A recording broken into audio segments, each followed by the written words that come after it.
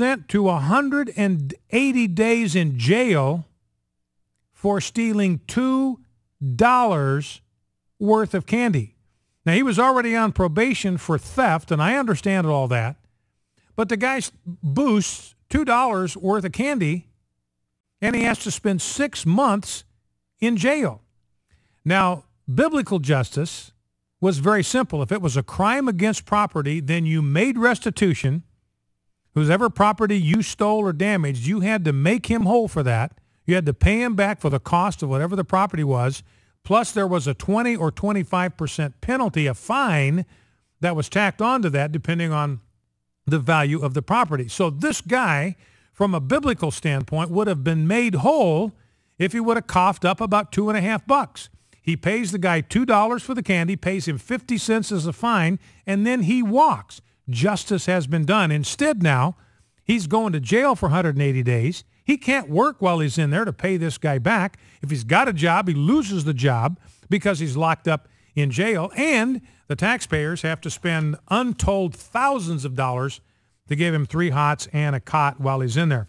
And we were talking with John Irwin about the issue of abortion. By the way, very clear contrast now. You could not find a more stark contrast between the Republican Party platform and the Democratic Party platform. Now, I'm not saying this is true for every candidate. There are some pro-lifers in the Democratic Party having a hard time even getting their voices heard. But the Republican Party platform calls for the protection of the sanctity of human life from the moment of conception. It calls for a human life amendment to the United States Constitution to protect human life at all stages of development.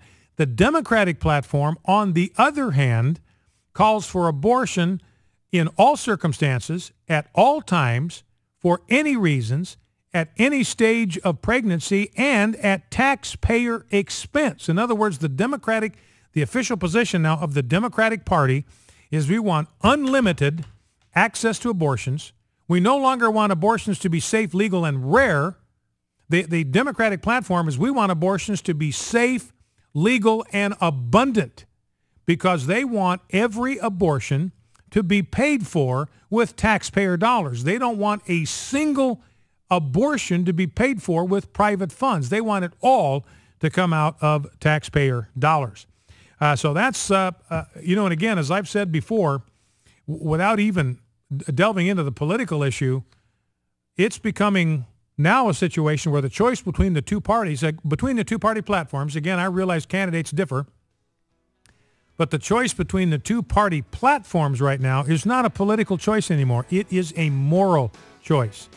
Because on the fundamental moral issues of today, sanctity of life and sanctity of marriage, the Democrat Party platform is fundamentally at odds with the truth, with morality, with the laws of nature and nature's God, and is fundamentally at odds with the Republican Party platform. Republican Party platform says marriage is one man, one woman. They support a federal marriage amendment to define and protect the institution of marriage in our Constitution. The Democratic platform officially supports same-sex marriage that's based on the infamous crime against nature. And also the Democratic Party platform supports abortion at all times, for all reasons, under any circumstances, at taxpayer expense. Republican Party protects the sanctity of human life. Listen to Focal Point.